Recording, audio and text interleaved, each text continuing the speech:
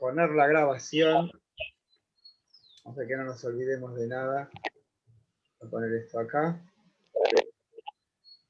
Vamos a recomponer. Hace una semana que no tenemos clase y parece que la última clase fue en el siglo pasado. Bueno, es difícil recomponer todo esto, pero tenemos un hilo conductor que es consistente, fecundo, digamos, que es tratar de recomponer en nuestra mente, en nuestra cabeza, cuál fue el problema que se le presentó no a Kant, sino a la época.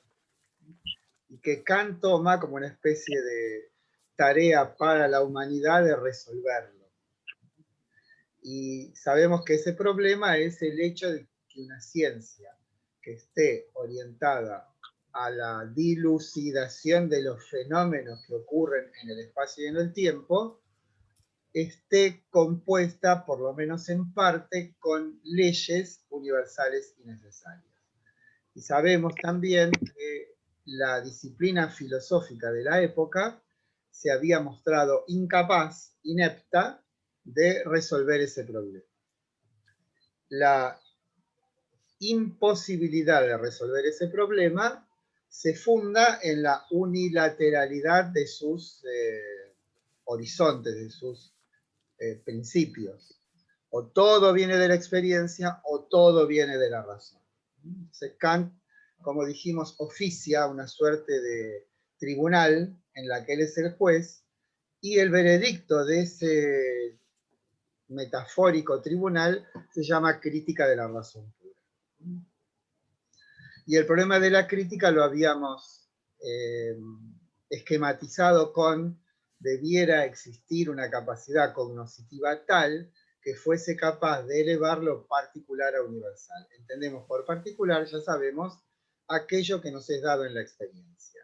O también aquello que es intuido.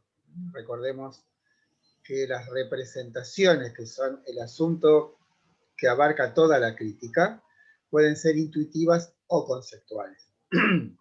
Las representaciones intuitivas tienen el carácter de la inmediatez y la singularidad. En cambio, las conceptuales, el carácter de la mediación y la universalidad. Con esto queremos decir que para que el concepto se ponga en acto, necesita la instigación o la insinuación o el estímulo de la sensibilidad.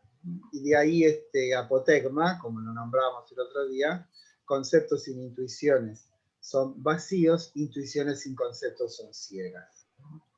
A esto agregamos otro apotegma que decía todo conocimiento comienza con la experiencia, pero no todo conocimiento deriva de la experiencia. Y tienen ustedes sintetizados las dos posiciones antitéticas. Kant va a oficiar de mediador y establecer una síntesis que contiene en sí, pero no de un modo unilateral, las posiciones contrapuestas, sino una unidad que preserva de algún modo a ambos, pero los supera. Espere que tenemos otro más. La estrategia kantiana para dilucidar este problema, como sabemos, se llama revolución copernicana. Esto es, el asunto del conocer no debe ser escudriñado a partir de los objetos, sino del sujeto. Este giro hacia el sujeto se complementa con una indagación que Kant no tiene pudor en llamar un inventario, entendiendo por inventario una suerte de colección, de recolectar todos los elementos presentes, disponibles, en lo que hace al conocer. Pero hay un criterio para ese inventario y ese criterio se llama la búsqueda de lo trascendental, entendiéndose por trascendental aquello que consideramos como condiciones de posibilidad de. Esto es, las cosas no se explican con cosas, sino que las cosas se explican por una instancia que no es ninguna cosa, pero que las hace posibles. A esa instancia lo llamamos lo trascendental, o lo a priori, o lo puro. Para nosotros son términos equivalentes, pero ven la cosa de diferentes perspectivas, pero lo visto es lo mismo.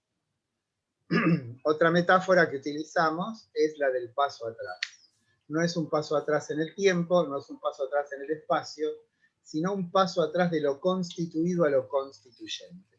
De aquí esta estupefaciente revelación que hace Kant, que es que la realidad es de algún modo un resultado. No es un principio, sino un resultado. Los principios de la realidad no están en la realidad, sino que están en esas condiciones de posibilidad que llamamos lo trascendental.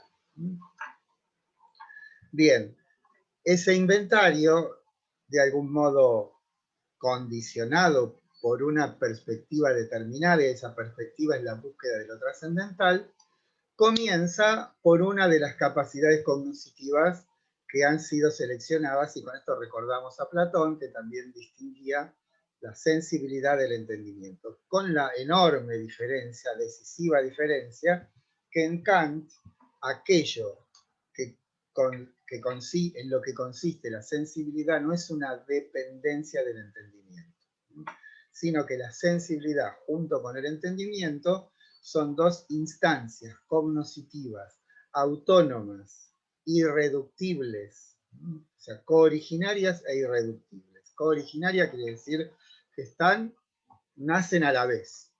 Kant por ahí dice, no sabemos si quizás alguna vez podamos encontrar la fuente común de esas dos capacidades cognitivas, pero para nosotros son dos fuentes cooriginarias e irreductibles. Esto es, no como hizo el racionalismo y el empirismo, que el empirismo reduciendo la razón a la experiencia, o el racionalismo reduciendo la experiencia a la razón.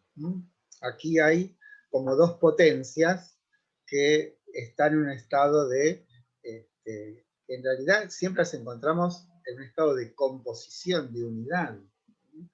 El análisis las muestra como autónomas.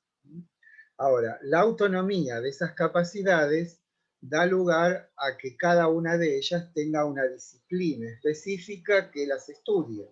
Y esto se basa en que nosotros, si vamos a indagar algo, debemos indagar en principio por aquello fundante, no por aquello fundado.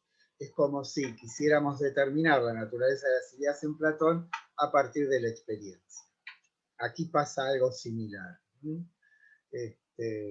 Nosotros lo que tenemos son dos capacidades cognitivas y por lo tanto dos disciplinas que se ocupan específicamente de esas capacidades. En nuestro caso son la estética trascendental y la lógica trascendental. La estética para la sensibilidad, recordando que la palabra griega aistesis es la que se usa aquí en ese sentido etimológico, que significa sensibilidad. Y lógica, obviamente con nuestra vieja palabra logos, que también quiere decir razón, entendimiento, razonamiento también. Bueno, una vez que hemos indagado en la naturaleza sensible de nuestro conocer, llegamos a determinadas conclusiones. Una es que las nociones que son la condición de posibilidad de toda experiencia sensible posible son el tiempo y el espacio. Ambas son intuiciones porque el tiempo es único y el espacio es único, y además de ser singulares son puras. Esto es, no hay ningún dato en la experiencia que me notifique acerca del espacio, sino que el espacio, insisto, no pertenece a las cosas, tampoco el tiempo, sino a nuestra forma de conocerlas. Eso va a tener resonancias a lo largo de toda la obra. Bueno, más o menos estamos. ¿Alguna pregunta? Porque vengo un poquito sobrecargado porque hace una semana que no me dedico acá, entonces tengo... ¿Alguna pregunta? No. Buen día primero a todos. Buenos días. No corregí el... Hay grupos que me faltan todavía, pero estamos con los exámenes en Loma de Zamora que son más difíciles que la negociación con el FMI. Bueno, entonces retomamos, creo que más o menos estábamos por aquí.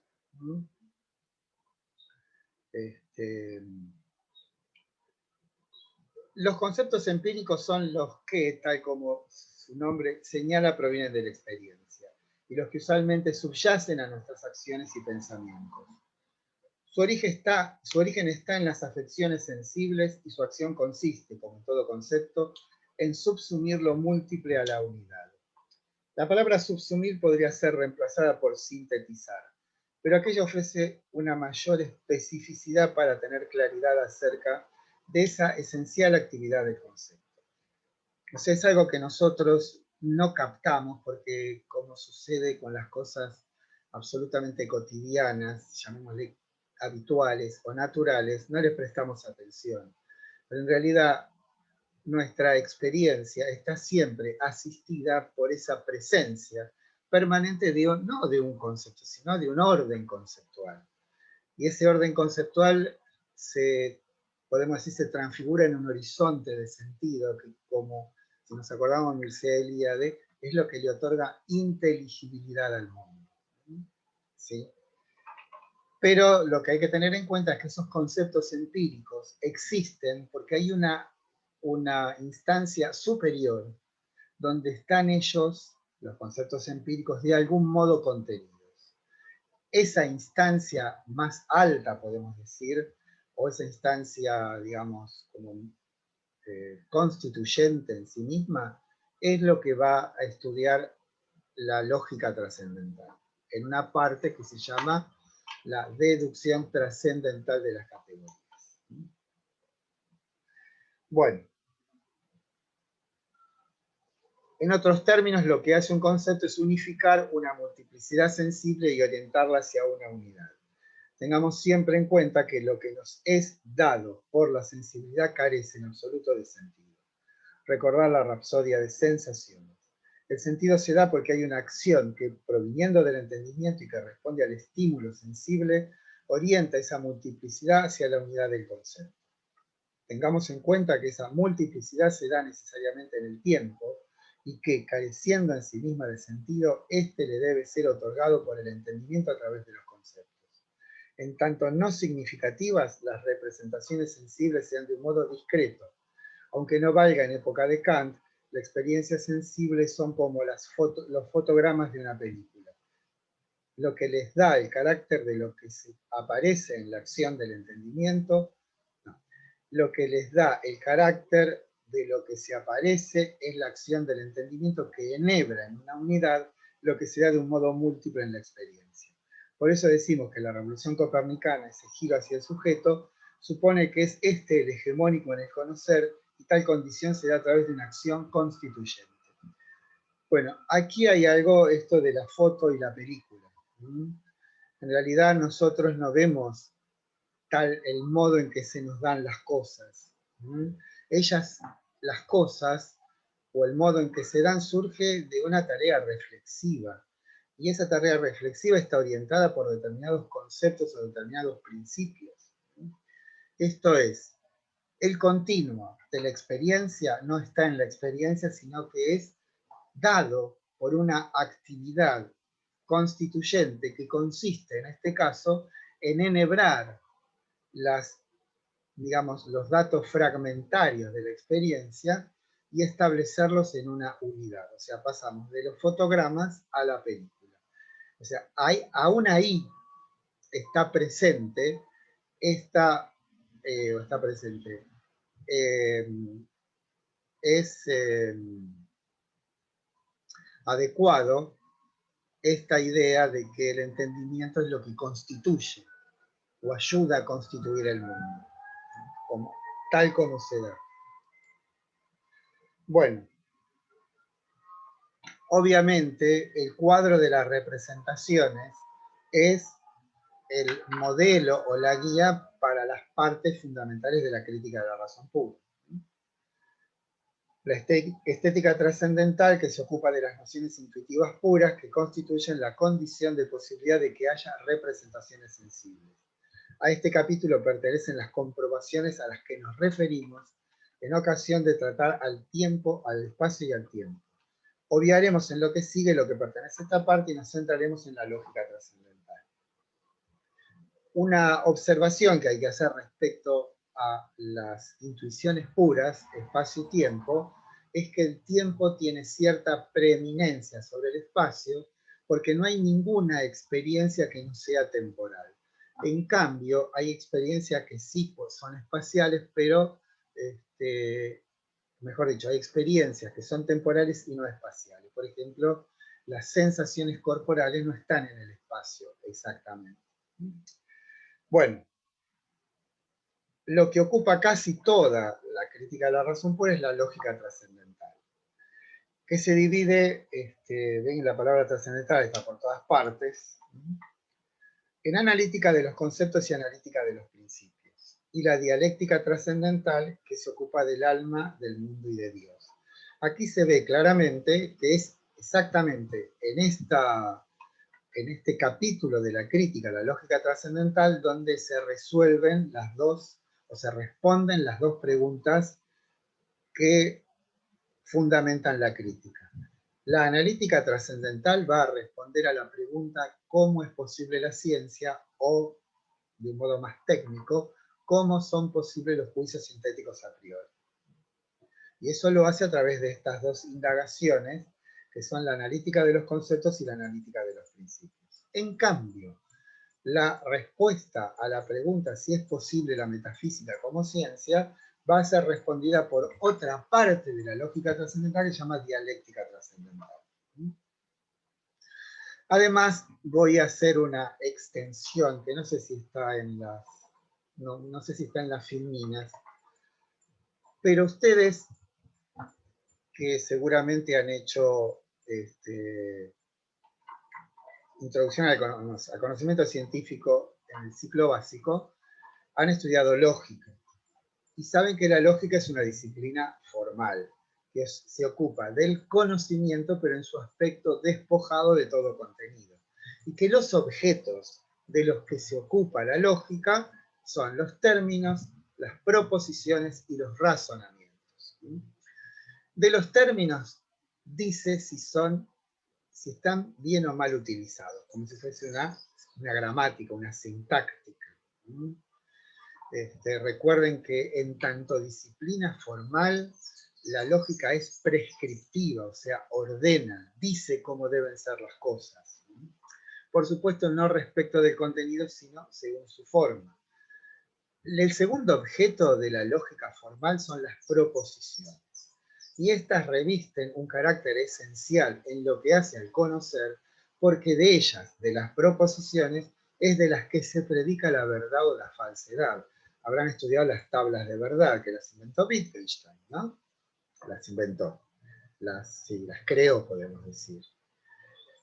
Y de los razonamientos, en tanto los razonamientos consisten en una colección de proposiciones que están coordinadas por una regla, por ejemplo el silogismo,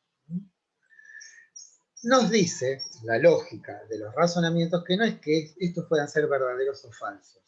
Esto es importante. Verdaderas o falsas son las proposiciones. Los razonamientos son válidos o inválidos. O sea, yo puedo concluir un razonamiento en una formulación verdadera, pero el razonamiento es inválido. O sea, la validez de un razonamiento depende de que se haya aplicado la prescriptiva que establece el modo de enhebrarse las proposiciones bajo la forma de un razonamiento. Sabemos que el razonamiento lógico por antonomasia es el silogismo que lo inventa Aristóteles. Todos los hombres son mortales, Sócrates es hombre, Sócrates es mortal. Ahí tienen hay tres términos, ¿no? El término mayor, el término medio y el término menor. Obviamente el término mayor es mortales, el término medio es hombres, y el término menor es Sócrates. Y para que ese razonamiento sea válido, la conclusión debe estar formada por el término menor y el término mayor. El término medio debe aparecer en las premisas, pero nunca en la conclusión. Ahí está clarísimo que todos los hombres son mortales, Sócrates es hombre, Sócrates es mortal. La conclusión está constituida por Sócrates, el término menor, y mortal, el término mayor. Todo esto lo digo porque es importante para lo que viene. ¿En qué sentido? En que fíjense que la lógica trascendental y la analítica trascendental primero va a ocuparse de los términos, ¿sí? Y después de las proposiciones, y después, en la dialéctica trascendental, de los razonamientos, ¿sí? Bueno, o sea, hay una suerte de hilo que conduce de la lógica formal a la lógica trascendental. La diferencia esencial entre la lógica formal y la lógica trascendental es que la lógica formal, como sabemos, carece de contenido. En cambio, aquello que estudia la lógica trascendental son elementos que sí tienen contenido, pero ese contenido es puro. Después lo veremos en los conceptos puros del entendimiento. Bueno, esto es un poco arduo, pero bueno. Estructura de la lógica trascendental. Es el capítulo que abarca casi toda la obra y se aboca a la tarea de analizar, esto es, poner a la luz las instancias últimas. Analizar significa separar, que corresponden al entendimiento que está constituido por conceptos. Esto es importante. Así como la sensibilidad pura está constituida por intuiciones puras, el entendimiento puro está constituido por conceptos puros. Bueno, de esto se ocupa la analítica de los conceptos. Y después, y esta es la parte más fuerte en el sentido de los efectos que tiene sobre el futuro, ¿no? La crítica de la razón pura es la analítica de los principios, ¿no? Sobre todo porque ahí en la analítica de los principios es donde se ocupa expresamente de mostrar cómo es posible que determinados conceptos puros se enlacen con determinaciones sensibles. ¿Por qué esto es un problema? Porque es la dilucidación del enigma de cómo algo independiente de la experiencia se vincula con la experiencia. De algún modo es la solución kantiana a aquel famoso problema de la participación en Platón. ¿Se acuerdan que Platón decía, bueno, este caballo es bello, brioso, bien formado, porque se acerca o participa de un modo más íntimo, más cercano con la idea del caballo, ¿no? O sea, a esa no solución que Aristóteles critica, Kant la encara por primera vez de un modo firme, digamos, lo enfrenta al problema y muestra de un modo captable, de un modo pertinente cómo es posible ese enlace entre lo múltiple de la experiencia y lo único de lo trascendental. Recordemos que Descartes también había resuelto, entre comillas, este problema hablando de la glándula pineal, que era una suerte de instancia mediadora entre la sensibilidad y el entendimiento, y que estaba fijada en el timo, que es es todo un, perdón, ¿no? Un disparate. Pero Kant se mueve a través de conceptos perfectamente definidos y una estrategia que es seguible. Si bien no es fácil, es captable, es inteligible, ¿no? Bueno, tal como se señalan los objetivos de la CRP, como son posibles los juicios sintéticos a priori, y si es posible la metafísica como ciencia, este último asunto será de lo que se ocupa la dialéctica trascendental. Bueno. Bien, entonces acá entramos ya de lleno a los asuntos más gravitantes de la crítica de la razón pura. Bueno, primero lo que hacemos es una recolección de nuestros apotegmas para que los tengamos bien presentes en el espíritu atento, como dice Descartes. Intuiciones sin conceptos son ciegas, conceptos sin intuiciones son vacíos. Todo conocimiento comienza con la experiencia, pero no todo conocimiento deriva de la experiencia. Y la paloma creería que podría volar mejor en el vacío. Y esta cuarta que le agrego yo, aquello que hace posible la experiencia no aparece en la experiencia. Por eso hay una indagación peculiarísima que se llama crítica de la razón pura. ¿Cómo hacemos para poder poner a la luz algo que no está a la luz?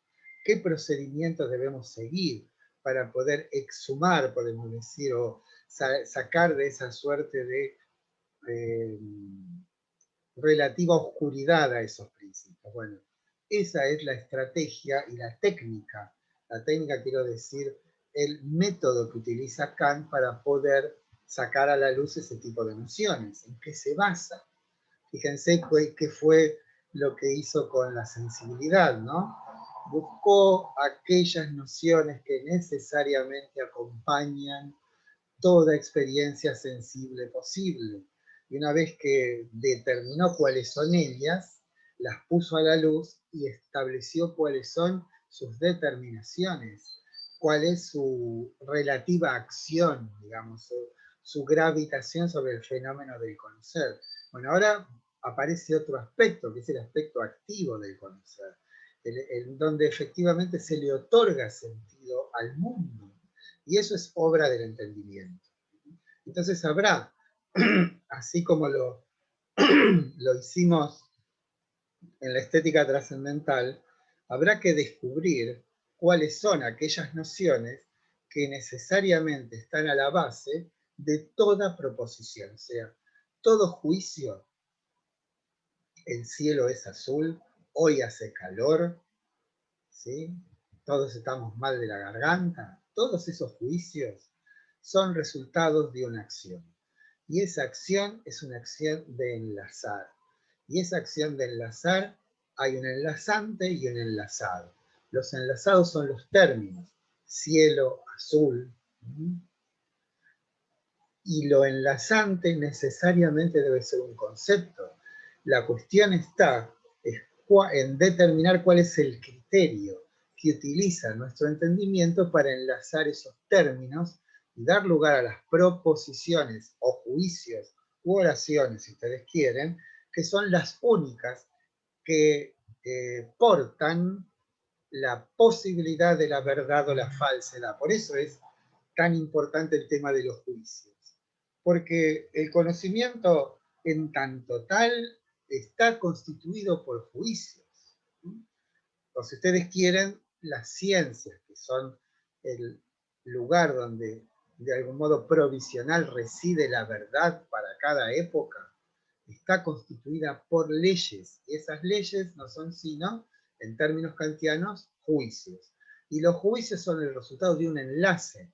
Y lo enlazado son términos. Y lo enlazante, en tanto son instancias activas, deben ser conceptos.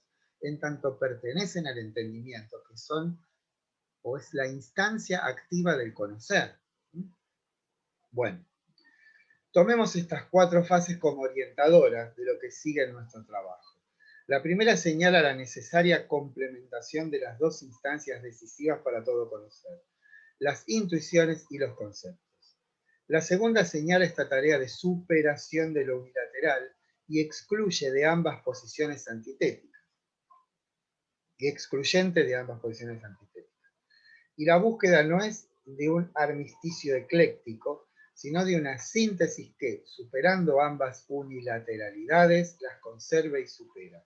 La tercera es el asunto de la dialéctica trascendental, que pondrá límites a la arrogancia de la razón que pretende conocer algo que está fuera de sus posibilidades y proyecta así, más que conocimiento, la ilusión de obtenerlo. Por último, la cuarta, que no es de Kant, pero le es fiel y transparenta el carácter de lo trascendental. Algo que no aparece, pero que hace aparecer.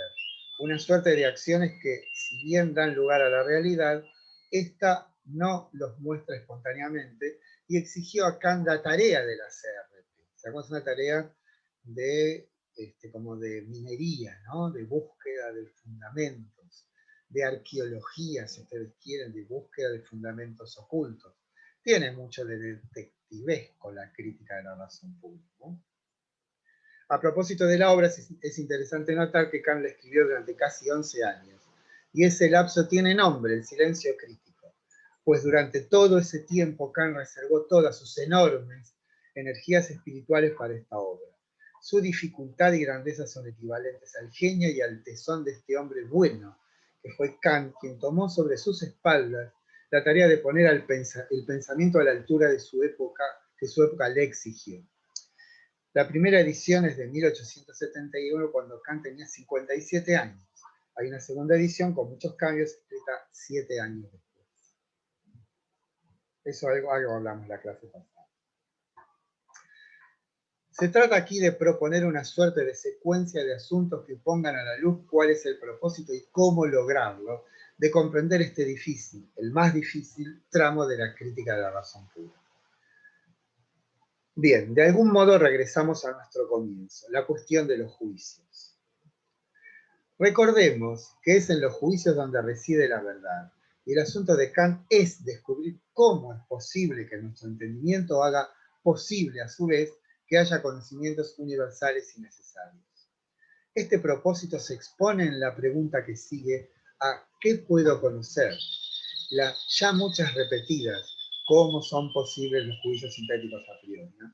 Bien, Kant no clausura su acción indagatoria descubriendo cuáles son los factores, los conceptos que hacen posible dichos juicios, sino que extiende su tarea a determinar cómo esos conceptos son puros, idénticos a sí mismos, trascendentales, inmutables, son capaces de determinar algo que, como la experiencia, se muestra siempre variable y contingente. Bueno, fíjense que acá tenemos dos cuestiones, o sea, una es preguntar por el qué. El qué se responde, en el caso de nuestro interrogante de cómo son posibles los juicios sintéticos a priori, determinando cuáles son esas instancias conceptuales necesariamente puras que ofician esta tarea de enlazar los términos para dar lugar a proposiciones. Esa sería la respuesta por el qué. Pero Kant no se satisface con eso, ¿no? Sino que busca mostrar el cómo. ¿Cómo es que esas nociones conceptuales puras se enlazan con estas determinaciones sensibles múltiples? Ese es el verdadero asunto a tratar. No es simplemente, bueno, aquí les dejo de un modo comprobado cuáles son las nociones conceptuales puras que hacen posible el conocer. Bueno, el cómo que se ocupen otros, ¿sí? No, Kant se ocupa, o sea, es radical en ese sentido, absolutamente radical. No solo el qué, sino el cómo. Bueno, esta es una secuencia que si nos la aprendemos y la recordamos, suele ser útil, ¿no? Bien, algo lo adelantamos antes. Conocer es juzgar. Juzgar es una acción. Si es una acción, debe surgir necesariamente del entendimiento. La sensibilidad es pasiva. Recuerden el ejemplo de los muchachos caminando por la playa o voy a regar las plantas en la oscuridad de la noche, ¿no?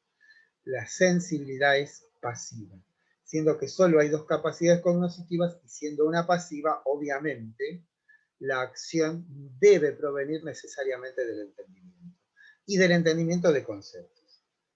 Siendo que el entendimiento es la facultad de los conceptos, los que llevan a cabo la acción de juzgar deben ser conceptos. Debiéramos entonces determinar cuáles son los conceptos que hacen posible la acción de juzgar. O sea, visto así parece simple, ¿no? Una secuencia necesaria de posiciones que van alumbrando el camino, pero esto lo tuvo que hacer desde cero, ¿no? Ahora bien, ¿dónde podríamos encontrar las formas de juzgar? Digo formas porque no se trata de los juicios proferidos, sí, sino de, en caso de que exista una colección de las formas que agrupase a todos los juicios posibles. ¿Existe alguna disciplina que tenga como misión determinar lo que se pregunta? Por supuesto, la lógica formal, de quien Kant afirma que en más de 2000 años no ha dado ningún paso atrás, aunque no dio ningún paso adelante. Esto lo explica Kant diciendo que la lógica siempre tuvo ante sí, sin mediación, sus objetos, y entonces es una ciencia confiable o una disciplina confiable porque no debe ir más allá de aquello que inmediatamente se le está presente en el lenguaje. O sea, si yo tengo que estudiar las estructuras del lenguaje, no tengo que, digamos, abocarme en una infinita tarea de encontrar en la experiencia aquello que ya tengo dentro de mí mismo, en la estructura del lenguaje. Y en la estructura del lenguaje tenemos términos, proposiciones y razonamientos. Entonces, esa limitación en lo que hace a su asunto es lo que le dio, según Kant, la garantía de ser una ciencia segura, que no ha avanzado porque no tiene mucho que avanzar. Por supuesto, después la lógica avanzó y mucho, ¿no? Pero seamos conscientes en el sentido de que nos debemos poner en la época de Kant. Y en ese momento la lógica era una ciencia segura, lo sigue siendo, lo que parecería que estaba cerrada. Por eso dice, no dio ningún paso atrás, pero tampoco ningún paso adelante. O sea, la lógica proposicional, que es la que nosotros estudiamos, está tan vigente como la de predicados o las lógicas modales, que son todos otros tipos de lógica. O sea, eso no toca a lo ganado por Aristóteles y seguidores, ¿no? La lógica se ocupa de lo que hay en el pensamiento, no desde el punto de vista del contenido, sino de su forma. Y lo que hay son términos, proposiciones y razonamientos. Los segundos son los que nos interesan, porque las proposiciones, en Kant, recordemos, juicios, son aquellas estructuras lingüísticas de las que se puede predicar la verdad o la falsedad, no de los términos a los que se prescribe si están bien o mal utilizados, ni los razonamientos que no son verdaderos o falsos, sino válidos o inválidos. Una última precisión. Se trata de juicios enunciativos, aquellos que sirven para describir y validar un estado de cosas. El cielo está azul. No es de los juicios que se emiten para dar una orden o determinar un estado de cosas. Os declaro marido y mujer. Esta tabla, o sea, una orden o establecimiento de un estado de cosas, no son de los juicios que se ocupará Kant. Kant se ocupará de los juicios enunciativos, aquellos que tienen que ver con la descripción o el dar cuenta de un determinado estado de cosas. Tengo calor, tengo frío. Bien. Esa tabla habrá de contener entonces todas las formas de juzgar, esto es, todas las modalidades a través de las cuales se puede decir algo de algo. Y ese es nuestro propósito, porque lo que intenta Kant es establecer, repito, aunque canse, cómo conocemos, entendiendo por conocimiento el científico. Y este es para Kant, de un modo paradigmático, la física de Newton, la físico-matemática de Newton. Bueno, cortemos, que ya falta menos de un minuto. Volvemos en unos minutos, muchachos, ¿sí? Ok, perfecto. ¿Están muy apabullados, atosigados? No. Bueno, en un ratito volvemos, ¿sí? Hasta luego. Bueno.